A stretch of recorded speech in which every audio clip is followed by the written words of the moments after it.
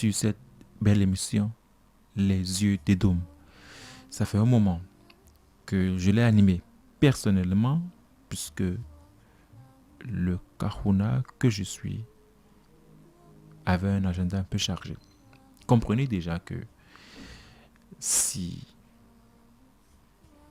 l'émission est rediffusée, sûrement que l'instructeur est en voyage, ou bien sûrement que je suis en train d'exécuter des initiations du côté de la demeure des maîtres ascensionnés, ou bien sûrement que nous sommes en train d'initier des gens au Fa, à la forêt ou au Fa CC. Et donc, l'un dans l'autre, ceci ajouté à mes affaires profanes, je suis souvent très sollicité et ma foi, il arrive des fois que je suis contraint malgré moi de demander la rediffusion de cette belle émission Les Idées de Doom à la radio. Et bien voilà, donc je fais autant que se peut pour rester toujours fidèle avec la hiérarchie spirituelle. Quant à vous, de rester fidèle à l'émission Les Idées de Doom. C'est comme ça. Je reste autant que possible fidèle, pas à vous, mais à la hiérarchie spirituelle, à qui j'ai des comptes à rendre. Mais c'est à vous de rester fidèle aux enseignements des maîtres. C'est à vous d'être fidèle aux idées de Doom. C'est la liberté, nous sommes en démocratie. Vous pouvez ne pas rester fidèle. Eh bien, tant pis pour vous. Parce que la vie évolue très vite. La seule chose qui ne change pas, c'est que tout change, tout est en mouvement. Tout est en mutation. Et la vie va très très vite. Une petite erreur de l'instant présent peut entraîner et entraînera toujours des conséquences gravissimes dans les jours, les semaines, les mois, les années à venir, même dans les futures réincarnations. C'est la raison pour laquelle ça vous choque peut-être. J'ai pas de compte à rendre aux humains, mais plutôt j'ai de compte à rendre à la hiérarchie spirituelle. Je suis tenu de rester fidèle à la hiérarchie spirituelle, aux missions que les maîtres m'ont confiées, tant bien que mal, et de faire autant que peu pour que cette émission se déroule divinement très bien, mais pas une obligation pour moi de rester fidèle aux humains. Quand on reste fidèle aux humains, on se trompe toujours.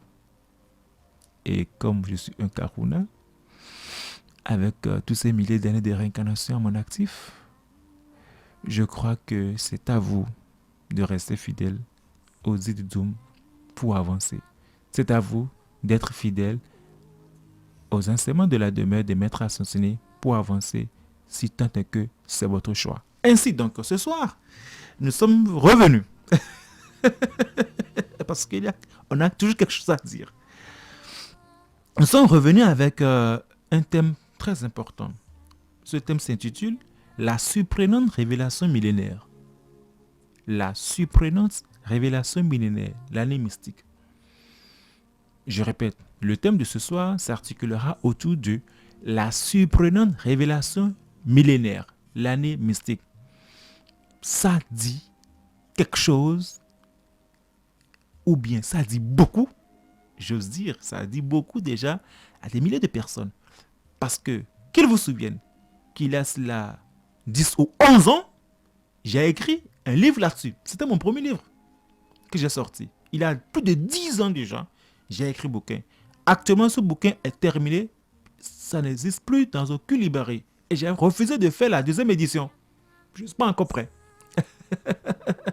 C'était waouh. Ce bouquin a véritablement révolutionné la spiritualité au Bénin ici. Ce livre est plus vieux que l'émission Les Idées de Doom. C'était une manière pour moi d'annoncer les choses. Il y a 10 ou 12 ans, 10 ou 11 ans plus tôt, que ce bouquin a été écrit. C'était disponible dans toutes les librairies ésotériques du Bénin. C'était disponible, je crois, il doit y avoir à peine une dizaine d'exemplaires, voilà, DMA et tout. À peine, je crois, à peine, maxi 10. Hein. Et on a arrêté la vente parce que le disque qui reste là, c'est pour la bibliothèque de la DMA. C'est pour la mémoire de la DMA. Donc, on ne le vend plus. Donc, actuellement, même si vous venez à la DMA pour vous l'acheter, on vous dira, c'est fini. Depuis des années déjà. Hein. Et les mairies me demandent d'amener d'autres commandes, d'autres stocks. J'ai dit non, c'est bon. Le temps que nous allons refaire l'édition, apporter de nouvelles choses et en son temps, parce que quand on avait sorti le bouquin, la conscience collective n'était pas prête pour accepter certaines choses. Je me rappelle de mes réunions, de certains rendez-vous que j'ai eus la nuit avec certains initiés dont j'étais le nom. C'était quelque chose. Le collège des initiés n'était pas du tout satisfait. Il n'était pas du tout d'accord pour que ces secrets sortent. C'était quelque chose. C'était quelque chose, en fait. Ça me plonge dans un passé extraordinaire où beaucoup de grands dignitaires, beaucoup de grands initiés avaient peur pour moi. Ils estimaient que, écoute, El Axel, nous-mêmes, on n'a pas assez de cran pour le dire, même à la radio, à la télévision, c'est trop osé et très osé. Parce que l'aura béninois, en son temps, l'aura de la nation béninoise n'était pas prête pour accepter cette vérité. Tu risques d'être agressé. Physiquement, c'est encore mieux. Parce qu'on saura se défendre physiquement. Je ne suis pas au gradé des amassos pour le plaisir des Béninois. Hein. On s'est préparé suffisamment. Je crois que j'ai plus de 30 ans de pratique des amassos. Donc, ce n'est pas ça le côté de l'agression physique. Mais les initiés avaient peur pour moi par rapport à l'agression mystique. Je disais, mais écoute, tu vas jeter la pierre dans la mare. C'est dangereux. Ils avaient peur pour moi. Ma famille avait peur pour moi. Et l'intitulé du livre en disait long. Surprenante révélation millénaire. Oui, j'ai connu des tocards qui ont tout fait pour ensevelir la sortie du bouquin. Il y en a qui sont partis avec des millions pour moi. Jusqu'à présent. Etc., etc. On a compris le jeu. La mafia s'était organisée pour que le livre ne sorte jamais. La mafia spirituelle s'était organisée pour que le livre ne sorte jamais. Mais c'est sorti. C'était quelque chose. C'était véritablement quelque chose. Le livre même est sorti et mis en vente dans une grande librairie avant même son impression. On avait fait des relus. Et le comité de cette grande librairie avait accepté ce bouquin pas totalement encore bien fait. C'était pas encore mis sous presse. C'était juste comme une fascicule, l'impression et tout. Parce qu'ils estimaient que c'était waouh. C'était waouh. C'est le moment de remercier. Je ne veux pas faire la publicité, mais c'était une publicité. C'est le moment de reconnaître parce que la gratitude est très importante. C'est le moment de remercier la librairie Buffalo d'alors. En son temps, les responsables de la librairie Buffalo d'alors. Le conseil de l'administration qui a étudié le document en son temps, il y a 10 ans, et qui, malgré que tout le monde me disait non, a dit, on prend ton bouquin, même si ce n'est pas encore mis sous presse, et on vend ça. Et quand ça sera mis sous presse, quand tu vas l'imprimer, tu l'amènes, on va vendre ça. C'était quelque chose. Donc, des centaines de ce bouquin ont été mis en vente. On a fait des conférences autour, etc. Tout c'était vraiment difficile d'expliquer aux Béninois que ce que c'est que la ligne mystique. C'était fou. Ils se posaient la question. Donc ils disaient, mais ce monsieur sort d'où d'ailleurs? Avec tout ce qu'il raconte, mais il sort d'où? Ce monsieur il sort d'où? Et pour ceux qui me connaissaient il y a 10 ans, je n'avais pas encore la carrure que j'ai physiquement. J'étais encore un peu... Salut mon frère. J'étais un peu maigrichon. Mais je disais, mais c'est qui ce monsieur? Il ose dire des choses.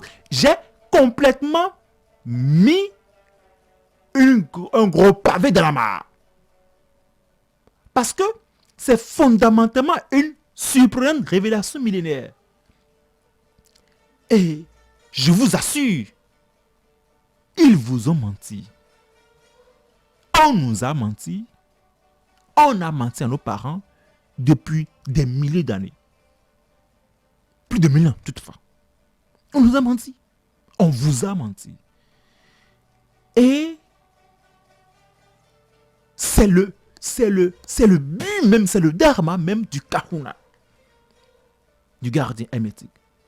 De révéler progressivement les arcanes qui peuvent être digestes pour le peuple. 10 ans après, c'est heureux pour moi d'aller en profondeur par rapport à ce que c'est que l'année mystique. C'est heureux pour moi et je suis plus à l'aise après 10 ans parce qu'on a... Écoutez, que pour ceux qui ont très tôt connu la spiritualité il y a 10 ans, l'environnement spirituel béninois, c'est pas ce qui se passe maintenant. Hein. Il faut être garçon, il faut avoir plusieurs couilles il y a 10 ans pour oser dire des vérités. Maintenant, les devanciers comme nous autres, nous avons tellement ouvert la voie.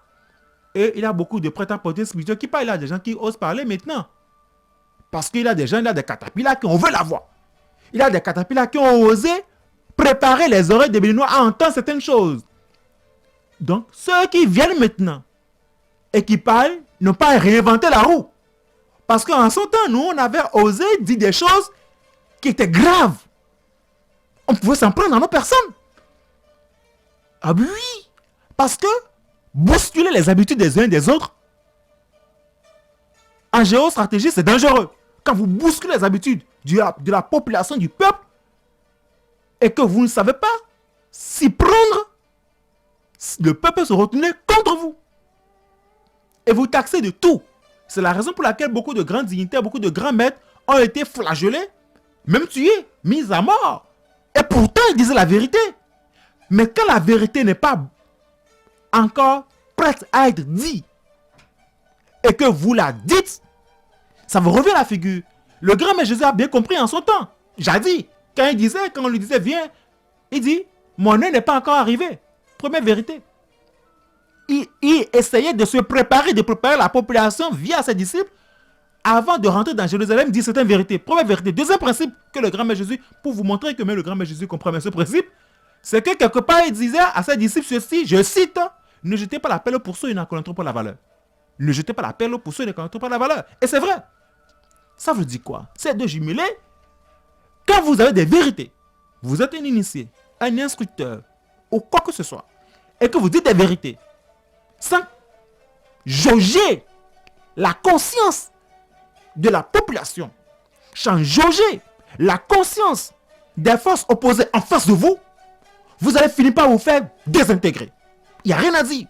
Car les forces hostiles en présence de vous, en face de vous, ne vont pas se laisser faire.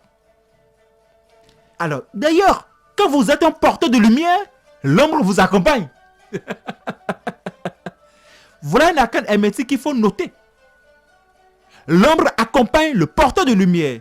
Et si le porteur de lumière n'a pas la lumière en lui, elle n'est pas la lumière, l'ombre qui l'accompagne finit par l'ensevelir. Je répète, c'est un arcane hermétique très majeur.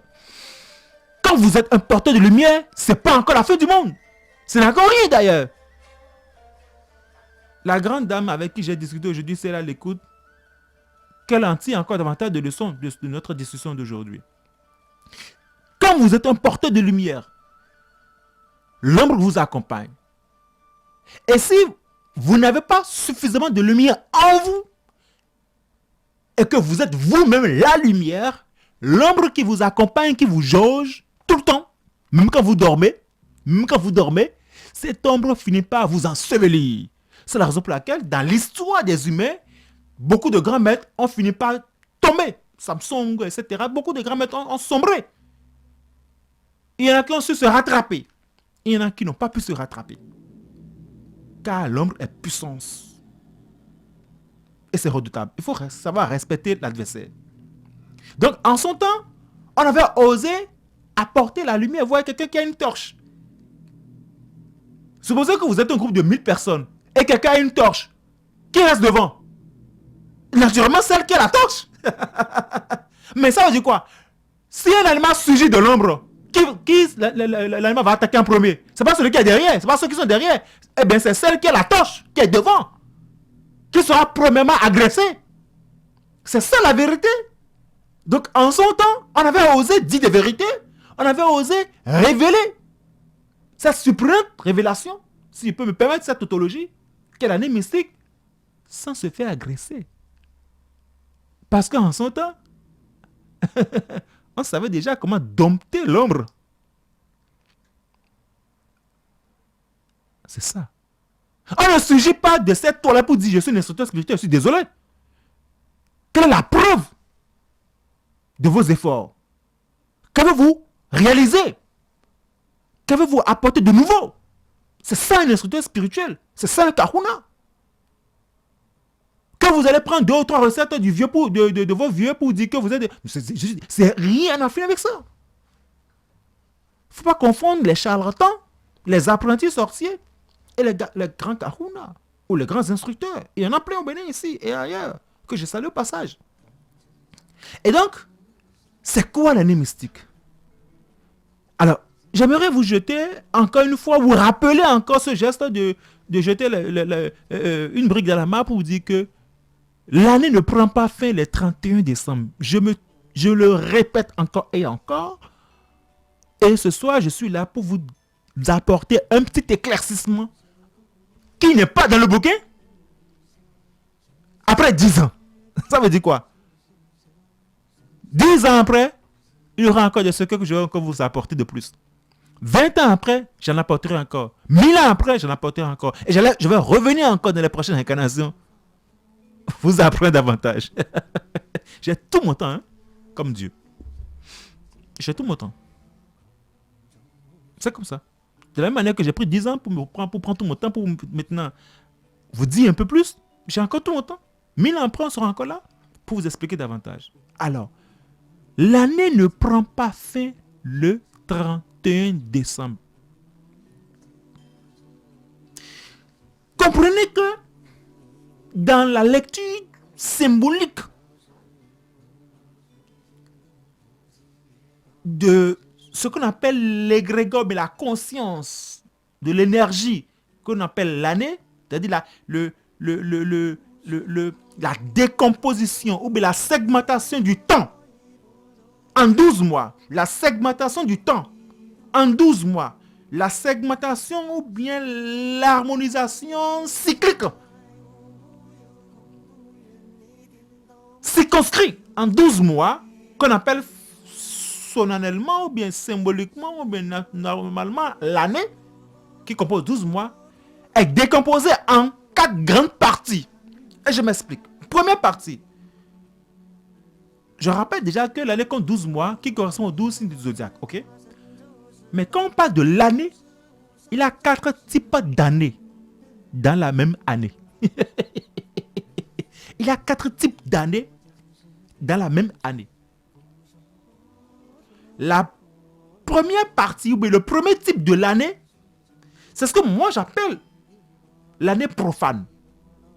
L'année profane, c'est ce que Monsieur Tintampignon, mesdames et messieurs, Monsieur tout le monde, Madame tout le monde, les enfants tout le monde, les vieillards tout le monde connaissent. À savoir, l'année commence le 1er janvier et se termine le 31 décembre. Et c'est du pipeau. Comme ça. Un gros mensonge. L'année profane, d'ailleurs, Dieu merci, son nom même le dit. C'est une année profane. C'est une année des ignorants. Pour les ignorants, alors, j'ai voulu prendre le côté un peu plus diplomatique pour vous expliquer avant de commencer à sortir les bons mots. Pour les ignorants, l'année commence le 1er janvier, se termine le 31 décembre. Et c'est du pipeau. Je vais vous entendre répéter chacun où vous êtes.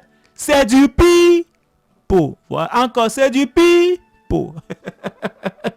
L'année ne prend jamais fin. Le 31 décembre.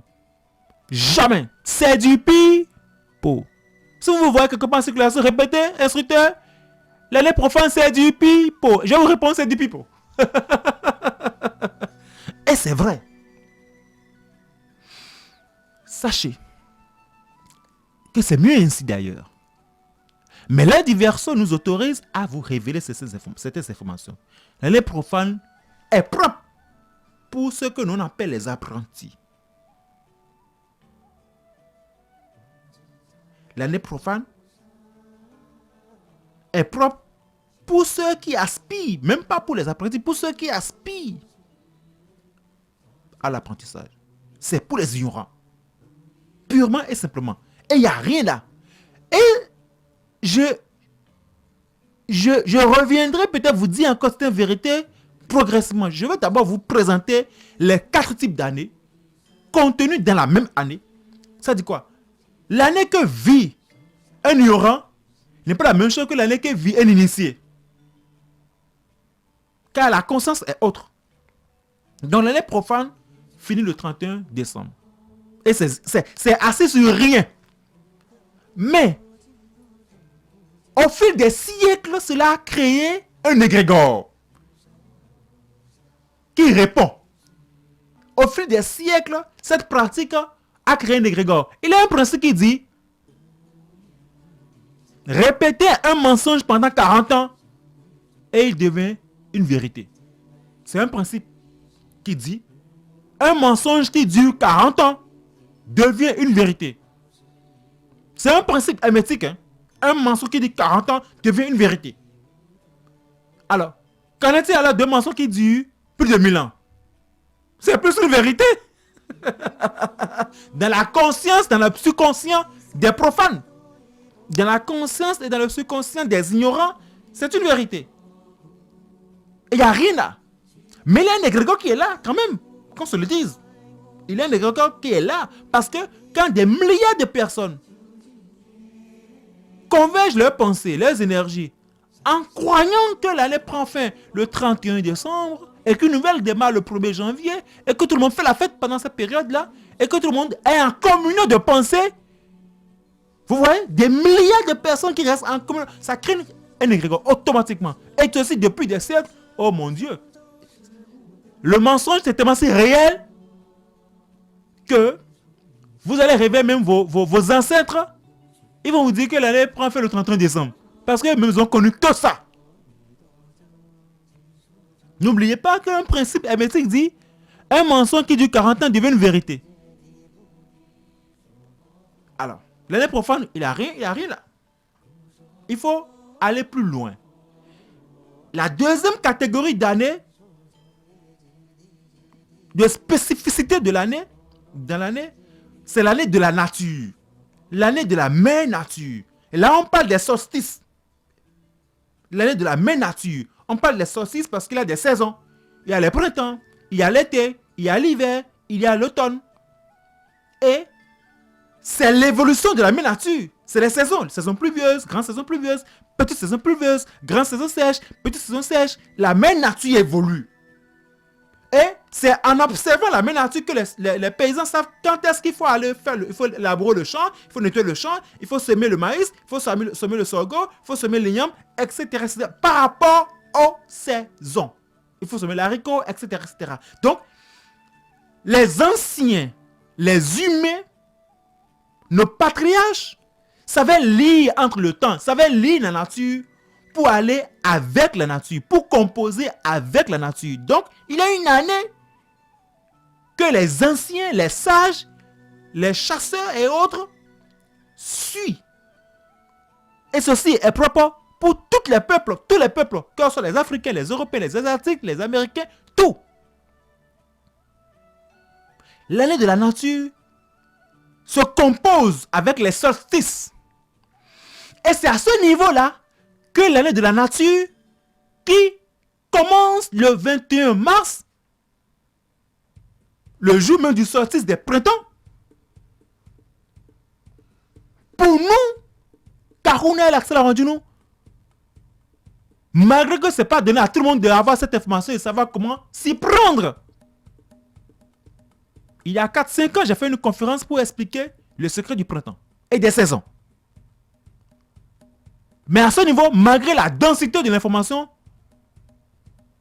cette information-là de la nature, est-ce qu'elle est réservée pour les apprentis? Quand vous êtes un apprenti des sciences hermétiques, tout au moins, vous devez comprendre les arcanes liés à la nature. Les arcanes liés au solstice, leur symbolisme, leur décryptage, leurs secrets, leurs mots de passe. Et comprendre ce que c'est que les signes, l'entrée, la stabilité, la sortie des signes est bien plus que ça. Donc l'année de la nature est assis sur les solstices. C'est la composition avec les solstices. Et la nouvelle année pour la nature démarre toujours le 21 mars. Le jour du solstice des printemps. C'est la raison pour laquelle, en bon français, pour demander à quelqu'un son âge, on ne dit pas, écoutez madame, quel âge avez-vous? On ne dit pas ça. En bon français, on dit, madame, combien de printemps avez-vous? Monsieur, vous avez combien de printemps déjà? C'est le bon français. Je le dis sous la couverture, sous le contrôle des professeurs de français agréés ou tous les professeurs ou les professionnels des lettres. C'est ça. On ne dit pas, monsieur ou mesdames, combien d'été vous avez. On ne dit pas, monsieur, mesdames, combien d'hiver vous avez. On ne dit pas, monsieur et mesdames, combien d'automne vous avez. Mais on dit, monsieur ou bien madame, vous avez combien de printemps. Vous voyez un peu? Vous commencez à comprendre que si on associe le nombre d'années de quelqu'un à la saison printemps, c'est que tout commence par le printemps. C'est la raison pour laquelle on n'associe pas l'âge de quelqu'un ni à l'été, ni à l'hiver, ni à l'automne. Parce que tout démarre par printemps. Bien. Et ça là, avec tout ce qu'il y a comme secret autour, c'est pour les apprentis. On passe au troisième type d'année. Troisième type d'année, c'est l'année du Fa. Parce que le Fa aussi, la sens du Fa aussi, a son année. Et l'année du Fa est pour les compagnons. Je m'explique. Les compagnons, le nom compagnon en français ou dans le langage des initiés du couvent, c'est les favis. Le compagnon, il accompagne toujours, il est tout le temps là. Il est tout le temps présent. C'est le fidèle des fidèles. Il est tout le temps à côté du maître. Il est un bon fils. Il est une bonne fille. C'est ça le favi. Quand vous voyez un favi,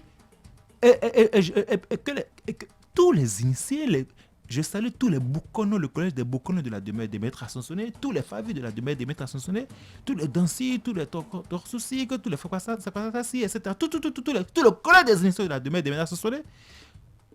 Et à vous, je dis ceci, comprenez ce langage.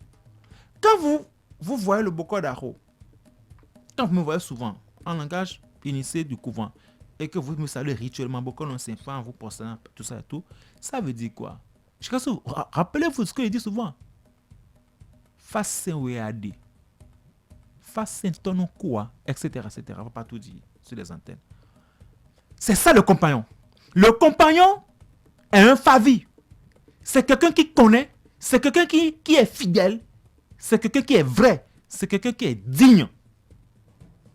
Qui est digne de sa présence aux côtés du maître, qui est digne de sa présence dans l'étude du Fa, dans l'étude de lui-même, dans l'étude de qui il est fondamentalement. Car le principe dit, tu connais toi-même et tu connaîtras les dieux et les univers. Donc il est en train de se connaître et en se connaissant, il connaît progressivement Dieu et les univers. C'est un favi, c'est un compagnon.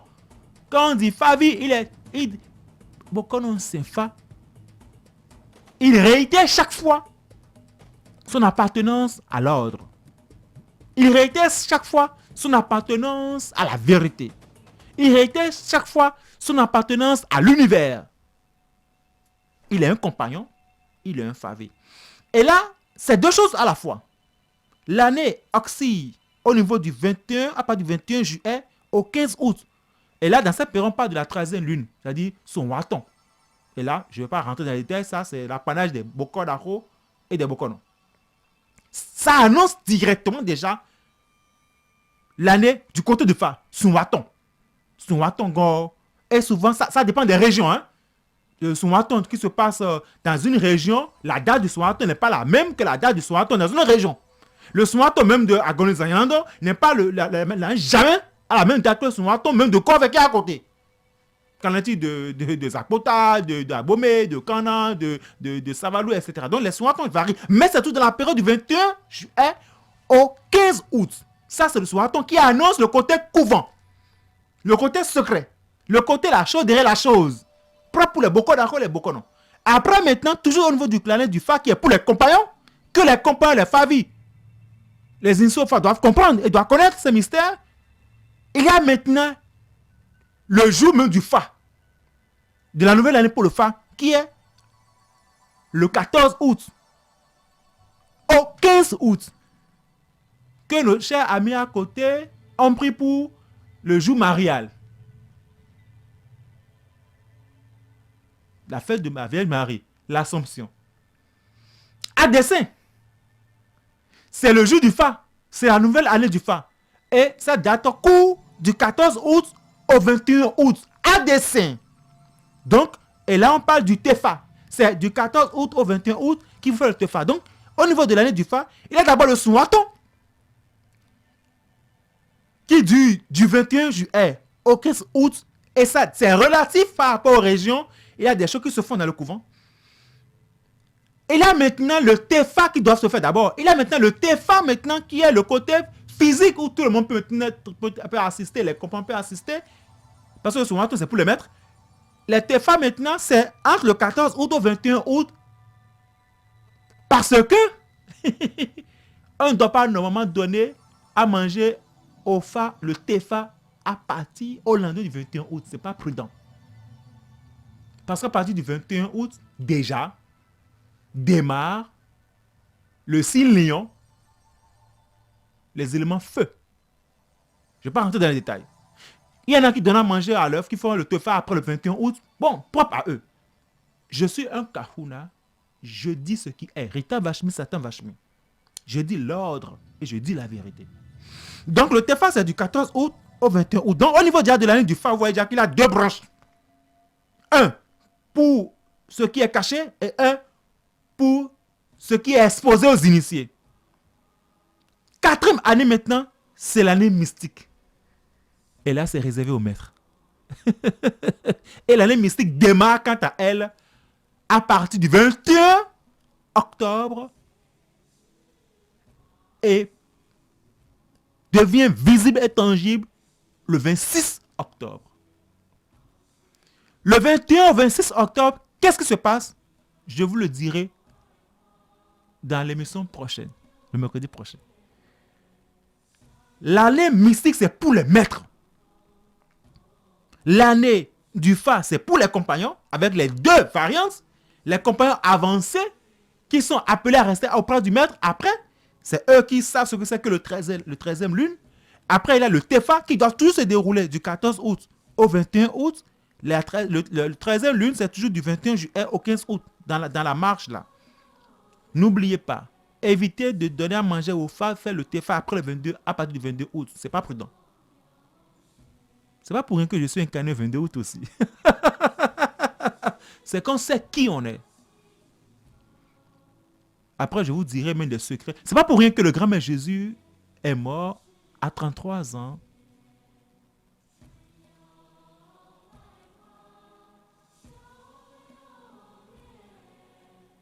Trois mois. C'est pas pour rien. On reviendra pour dire certains secrets. Bref.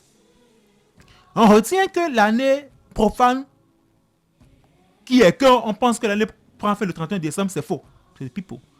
Et que l'année de la nature, qui est assise sur les solstices, qui commence toujours à partir du 21 mars, par les béliers, c'est pour les apprentis. Et que le troisième type d'année, l'année du Fa, qui a deux compositions, est pour les compagnons, et que l'année mystique, c'est pour les maîtres. Et l'année mystique démarre à partir du 21 octobre et prend fin, et devient visible et tangible le 26 octobre. Et quand vous faites le point entre l'année mystique, la date de l'année mystique, et la date de la fin de l'année profane, le 31 décembre, vous allez voir, ce sont 6 jours. Le chiffre de la bête, le chiffre du diable. Pour vous prouver, encore une fois, scientifiquement, que l'année profane du 31 décembre est dangereuse. Vous allez remarquer qu'à partir de l'année mystique, les bonnes choses commencent au pays et partout ailleurs. Et on dit bêtement, l'année commence à faire son bilan. Les accidents, les morts subites, les histoires à dormir debout arrivent.